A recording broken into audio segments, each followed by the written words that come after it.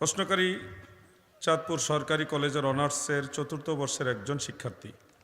তিনি প্রশ্ন লিখেছেন, বিদআত এর সঠিক সংজ্ঞা কি? বিদআত শব্দের বাংলা আবিধানিক অর্থ হলো নতুনত্ব, নতুন আবিষ্কার।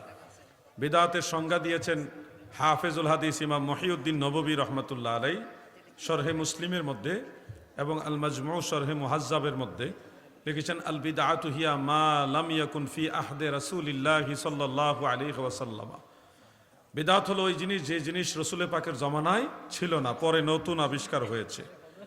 আর ইমাম শাফিঈ রহমতুল্লাহ আলাইহি বিদআতের সংজ্ঞা দিয়েছেন যে আল বিদআতু হিয়া ওয়া খালিফু মা উহদিসা ওয়া খালিফু কিতাবান আও সুন্নাতান আও ইজমাআন আও আসারান ফাহুয়া বিদআতুল দলালা, বিদআতুদ দলালা। ওয়া মা উহদিসা মিনাল খাইরে ওমা উহদিসা মিনাল খাইরে ওয়ালাম ইউখালিফ শাইআম মিন যালিক ফাহুয়া বিদআতুল মাহমুদা।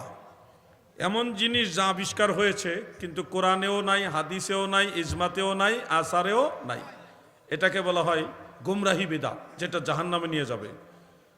আর এমন ভালো জিনিস আবিষ্কার হয়েছে যেটা মন্দ জিনিস না, ভালো জিনিস, যেমন তাফসীরুল কোরআন মাহফিল ভালো জিনিস, সিরাতুন নবী মাহফিল ভালো জিনিস, মিলাদুন নবী মাহফিল ভালো জিনিস। এরকম ভালো জিনিস যা কিছু আবিষ্কার হয়েছে যেগুলি কোরআনের খেলাফ না, সুন্নাহের খেলাফ না, ইজমার খেলাফ না, আসারেরও খেলাফ না, এগুলি হলো বিদআতুল মাহমুদা, প্রশংসিত বিদআত। এই সংজ্ঞাগুলি দিয়েছেন ইমাম শাফি, ইমাম নববী, ইবনু হাজার আসকালানি, ইমাম বদরুদ্দিন আইনি, ইমাম মুল্লা আলী কারি, নুরউদ্দিন আলী হালাভি, আরও অনেকে। কুল্লু বিদআতিন দলালার ব্যাখ্যায় সব মুহাদ্দিসরা লিখেছে কুল্লু বিদআতিন সাইয়্যাতিন দলালা, প্রত্যেক মন্দ বিদআত হলো গুমরাহি। কুল্লু শব্দ দ্বারা চার ধরনের অর্থ হয়। এখানে কুল্লু দ্বারা একবারে কুল্লের অনেকগুলো অর্থ নেই। একটা হলো কুল্লু কুল্লিয়া, সব কিছু বোঝানো হয়নি, এটা জুজিয়া বোঝানো হয়েছে।